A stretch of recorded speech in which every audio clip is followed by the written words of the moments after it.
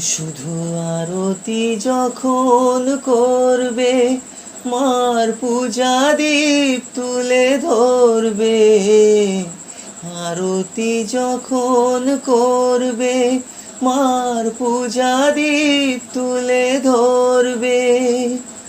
আমাকে দেখতে দিও মায়ের একটু হাসি, মায়ের একটু হাসি। আমায় একটু জায়গা দাও মায়ের মন্দিরে বসি।